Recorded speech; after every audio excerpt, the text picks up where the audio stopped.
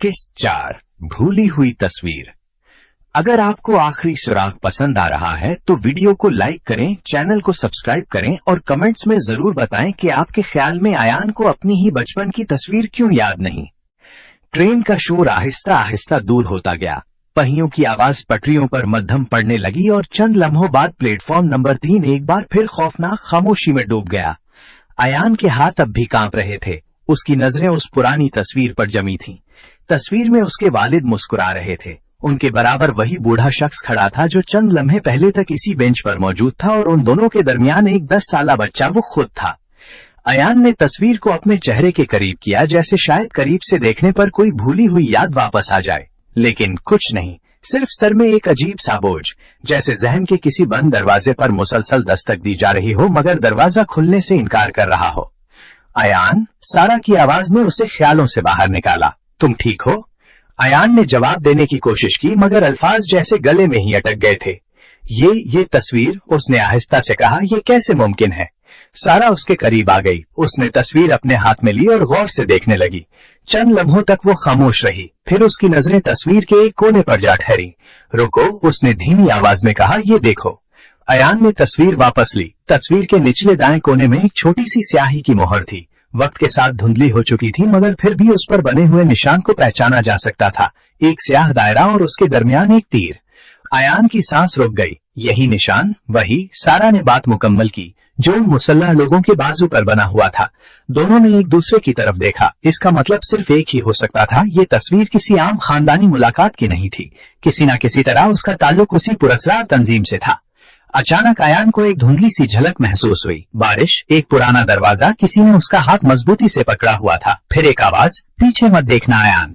अगले ही लम्हे उसके सर में शदीद दर्द उठा। वो लड़खड़ा गया। अयान, सारा ने फौरन उसे संभाल लिया। क्या हुआ? अयान ने आंखें बंद कर ली। मैंने कुछ देखा था। क्या? मुझे पूरी तरह याद नहीं, सिर्फ चंद लम्हों के लिए लगा जैसे मैं ये सब पहले भी देख चुका हूँ। सारा खामोश हो गई। वो सहाफत की तालिबा थी मगर उसने नफ्सियात पर भी कायद मजामीन पढ़े थे। कभी कभी शदीद सदमे के बाद दिमाग कुछ यादें खुद ही बंद कर देता है। उसने आहिस्ता से कहा, शायद तुम्हारे साथ भी ऐसा ही हुआ हो। अयान ने सर हिलाया। अगर ऐसा है तो वो यादें किस चीज से जुड़ी हुई हैं? इसी लम्हे प्लेटफॉर्म के दूसरे सिरे से सीटी की आवाज आई। दोनों चौंक कर उधर देखने लगे। रेलवे का एक मुलाजिम हाथ में टॉर्च लिए उनकी तरफ आ रहा था। वो करीब पहुंचा तो हैरत से बोला, तुम लोग अभी तक यहाँ क्या कर रहे हो? अयान ने तस्वीर फौरन जेब में रख ली। हम एक आदमी को ढूंढ रहे थे। मुलाजिम के चेहरे पर उलझन उभरी। यहाँ जी। एक बूढ़ा आदमी, सफेद बाल, हाथ में अखबार। मुलाजिम चंद लम्हे खामोश रहा। फिर उसने ऐसी बात कही जिससे अयान और सारा दोनों के चेहरों का रंग उड़ गया। बेटा, इस प्लेटफॉर्म पर आज रात तुम दोनों के अलावा कोई नहीं आया। अयान ने फौरन कहा, नहीं, आप गलती कर रहे हैं। वो अभी उसी बेंच पर बैठा था। उसने हमसे बात भी की थी। मुलाजिम ने बेंच की तरफ देखा। मैं पिछले आधे घंटे से यही ड्यूटी पर हूँ। अगर कोई यहाँ होता तो मैं जरूर देख लेता। सारा ने बेयकीनी से अयान की तरफ देखा। वो दोनों जानते थे बूढ़ा शख्स हकीकत था। उन्होंने उससे बात की थी। उसने घड़ी दिखाई थी, लिफाफा दिया था और फिर वो अचानक गायब हो गया था। लेकिन अगर मुलाजिम सच कह रहा था तो फिर वो शख्स आया कहां से था और गया कहां? अयान ने आहिस्ता से मुड़कर उस बेंच को देखा। बेंच अब खाली था। सिर्फ एक चीज अभी भी वहीं पड़ी थी, वो पुराना अखबार जो बूढ़ा शख्स अपने हाथ में लिए बैठा था। अयान तेजी से उसकी तरफ बढ़ा और जैसे ही उसने अखबार उठाया उसके अंदर से एक बारीक सा कागज फिसलकर जमीन पर गिर गया। उस कागज पर सिर्फ एक जुमला लिखा था, यादें कभी मरती नहीं, उन्हें सिर्फ छुपा दिया जाता है। अयान ने कागज को मजबूती से मुट्ठी में बंद कर लिया। उसे पहली बार महसूस हुआ शायद उसके वालिद का राज सिर्फ उनकी गुमशुदगी का नहीं बल्कि खुद अयान के माजी का भी था। प्लेटफॉर्म नंबर 3 पर ठंडी हवा एक बार फिर चलने लगी। अयान ने अखबार को मजबूती से अपने बाजू के नीचे दबा लिया, जबकि तस्वीर और वो छोटा सा कागज एहतियात से अपनी जैकेट की अंदरूनी जेब में रख लिया। सारा ने इर्द गिर्द एक आखिरी नजर डाली।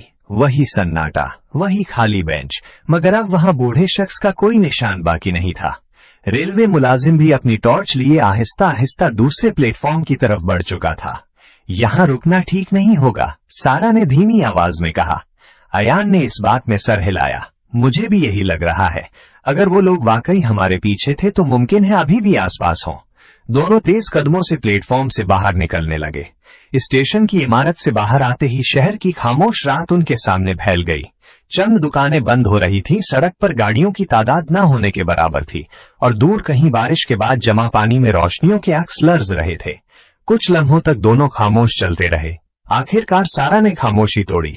अयान, एक बात पूछूं? हाँ, अगर तुम्हें आज वो तस्वीर न मिलती तो क्या तुम फिर भी अपने वालिद की तलाश जारी रखते?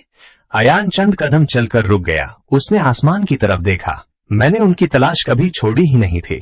उसकी आवाज में थकन भी थी और यकीन भी। सब लोग कहते रहे कि वो वापस नहीं आएंगे। पुलिस ने फाइल बंद कर दी। रिश्तेदारों ने हमें समझाया कि जिंदगी आगे बढ़ाओ।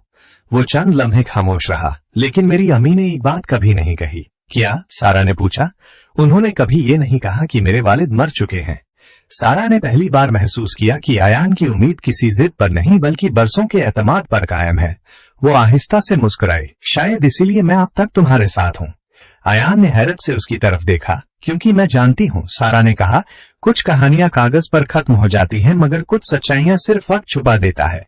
चंद लम्हों बाद वो अयान के घर के सामने पहुंच गए। घर की खिड़की में रोशनी जल रही थी। लगता है अम्मी अभी तक जाग रही हैं, अयान ने दरवाजा खोलते हुए कहा।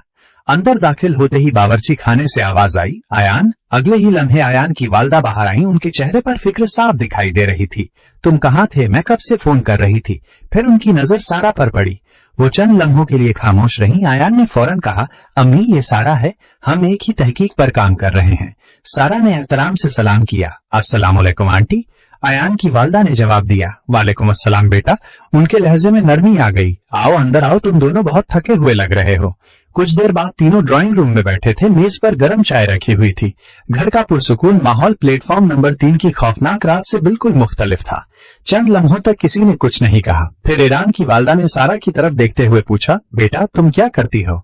सारा ने कप मेज पर रखा। मैं तहकीकाती सहाफत से वाबस्ता हूँ। अभी बाकायदा रिपोर्टर नहीं बनी, लेकिन ऐसे मामलात पर तहकीक करती हूँ जिन्हें लोग भूल चुके होते हैं। और तुमने अयान का साथ क्यों दिया? ये सवाल अचानक था। सारा ने चंद लम्हे सोचा, फिर आहिस्ता से बोली, क्योंकि मुझे लगा अगर एक बेटा बरसों बाद भी अपने वालिद को तलाश करना नहीं छोड़ता तो शायद उसके पास कोई ऐसी वजह है जिसे दुनिया ने कभी समझने की कोशिश नहीं की। अयान की वालदा ने खामोशी से उसकी बात सुनी। उनकी आंखों में तशक्कुर की हल्की सी झलक थी, मगर अगले ही लम्हे उनकी नजर अयान की जैकेट की जेब पर जा ठहरी, जहां तस्वीर का एक कोना हल्का सा बाहर नजर आ रहा था। उनके चेहरे का रंग यकाएक बदल गया। अयान, उनकी आवाज पहले से कहीं ज्यादा धीमी थी। ये तस्वीर तुम्हारे पास कहाँ से आई? अयान ने चौंक कर फौरन तस्वीर बाहर निकाली। आप इसे जानती हैं? अयान की वालदा के हाथ आहिस्ता आहिस्ता कांपने लगे। उन्होंने तस्वीर को देखा और उनके चेहरे पर खौफ की एक ऐसी झलक उभरी जो अयान ने बरसों में कभी नहीं देखी थी। सुराग से लुत्फ अंदोज हो रहे हैं तो वीडियो को लाइक करें, चैनल को सब्सक्राइब करें और कमेंट में बताएं कि आपके ख्याल में अयान की वालदा कौन सा राज बरसों से छुपा रही हैं। कमरे में अचानक खामोशी छा गई। अयान ने पहली बार अपनी वालदा के चेहरे पर ऐसा खौफ देखा था। उनकी नजरें तस्वीर पर जमी हुई थीं, जैसे वो सिर्फ एक तस्वीर नहीं बल्कि बरसों पुराना कोई जख्म देख रही हों।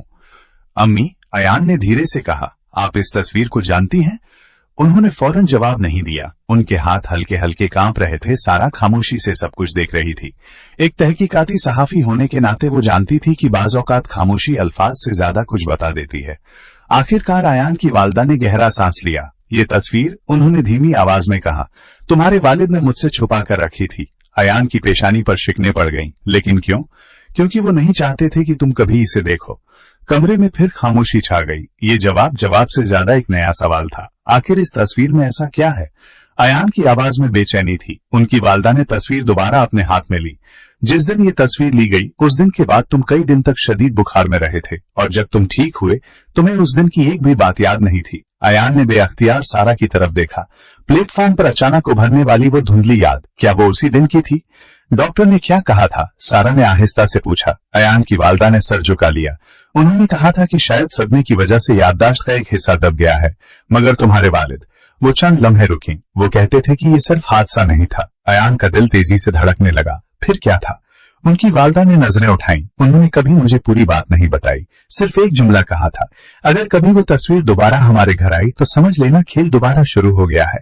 ये सुनते ही अयान के जिस्म में सनसनी दौड़ गई। सारा ने फौरन तस्वीर पलट कर देखी।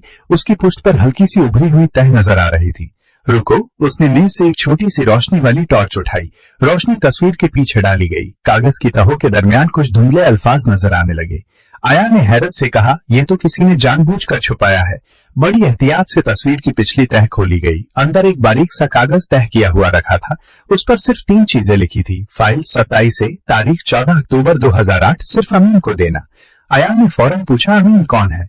कमरे में मौजूद तीनों एक दूसरे को देखने लगे। अयान की वालदा ने आहिस्ता से सर हिलाया। मैं किसी अमीन को नहीं जानती। इसी लम्हे टन टन घर की दरवाजे की घंटी बजी। रात के तकरीबन 11:30 बज रहे थे। इस वक्त कौन आ सकता था?